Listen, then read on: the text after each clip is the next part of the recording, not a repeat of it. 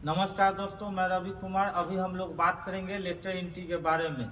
Letter entry होता क्या है, जिसके कारण आज हमारे देश के जितने भी विपक्षी दल नेता है या सत्ता में जो SC ST वर्ग के आते हैं, जैसे हमारे बिहार के नेता प्रतिपक्ष तेजस्वी यादव हो या जीतन राम मांझी हो या केंद्र में मंत्री चिराग पासवान जी हो, सभी ने लेटर एंट्री का विरोध किया है। लेटर एंट्री होता क्या है, जिसके कारण आज हमारा भारत बंद है और इससे आरक्षण का खतरा बताया जा रहा है। तो अभी हम लोग यही चीज़ जानेंगे। जैसे हमारे देश में UPSC के एग्ज़ाम देकर आप SP DSP या DM बनते हैं, उसके बाद आप एग्ज़ाम क्वालिफाई करते हैं, इंटरव्यू देते हैं, तब जाके वो कहीं ना कहीं SP या DM बनाया जाता है।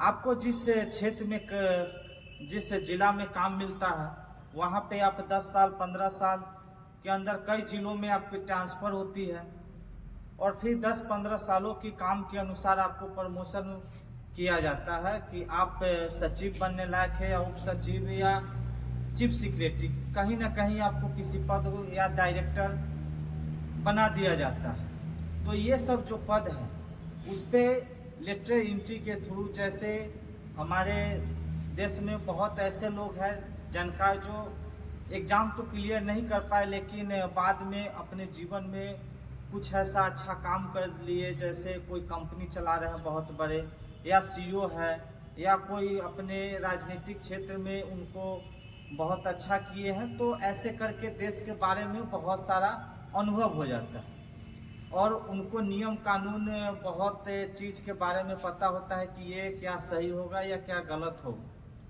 डिसीजन लेने में उनको जल्दी सोचते हैं और ले सकते हैं। लेकिन यहाँ पे एक और बात है कि जो हमारे DM या हो या SP हो, जो उस पोस्ट पे जाने के लिए रहते हैं, वो 20 साल 25 साल की कड़ी मेहनत पढ़ाई करके जाते हैं, देश की सबसे टॉप एग्ज़ाम निकालते हैं, उसके बाद 15 साल 10 साल अच्छा अपना फील्ड में काम देते हैं। तो उनको भी कहीं ना कहीं अनुभव बहुत सारे चीज़ को हो जाती है कि ये कानून बनने से या हमारे देश के लिए क्या फ़ायदा होगा, क्या सही होगा। जो सलाहकार लोग रहते हैं वो लोग यही सब के बारे में सोचते हैं। जो कानून बनता है उसके बारे में बताते हैं कि ये सही होगा या गलत होगा, या देश के बारे में बहुत सारे जो चीज़ होते हैं उसके बारे में फैसला लेते हैं। तो यहाँ पे लेटर एंट्री के थ्रू उन लोगों को मौका देने का फैसला लिया गया था। तो कहीं ना कहीं आरक्षण इसलिए ख़त्म यहाँ पे नज़र आ रहा था कि जैसे आप मानते हैं कि आप SC ST OBC वर्गों से आ रहे हैं, तो सीट तो कम है, सचिव का या उप सचिव या चीफ सेक्रेटरी या अन्य कोई भी पद है जैसे डायरेक्टर हो गया, सीट तो कम है।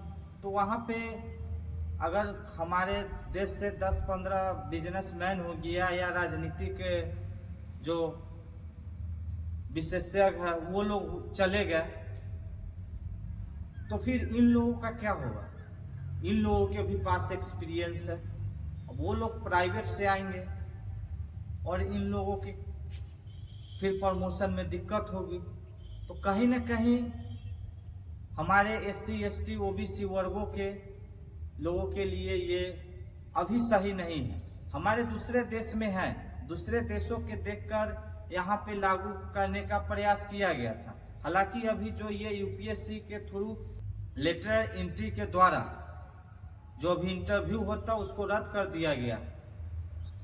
लेकिन आपको बता दें कि हमारे दूसरे देश में ये बहुत सालों से चल रहा है। जैसे अमेरिका में लेटर एंट्री के द्वारा भर्ती किया जाता है, या फ्रांस, ब्राज़ील, ऑस्ट्रेलिया, ये सभी जगह हो रहा है। लेकिन अभी भी हमारे देश में कई ऐसे SC ST OBC वर्गों में इतने लोग जागरूक नहीं हैं जो अभी पढ़ाई सही से कर पा रहे हैं। तो कहीं ना कहीं उनको हमारे संविधान के द्वारा छूट मिलना चाहिए। जब सभी को एक बराबर शिक्षा मिलने लगेगी, हमारे देश में छुआछूत की भावनाएं खत्म होगी। उसके बाद किया जा सकता है, लेकिन अभी हमारे देश में ये सब चीज़ बहुत ज़्यादा है, जिसके कारण अभी नहीं होना चाहिए। इसीलिए जितने भी नेता हैं सभी ने इसका विरोध किया है। इस पे आपका क्या राय है? क्योंकि मेहनत वो लोग भी करते हैं, मेहनत इधर भी।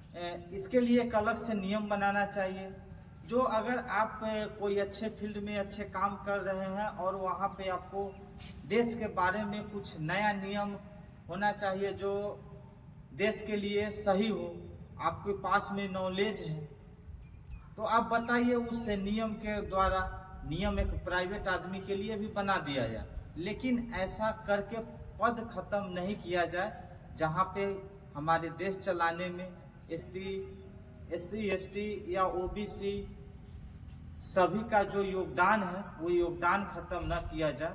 धन्यवाद।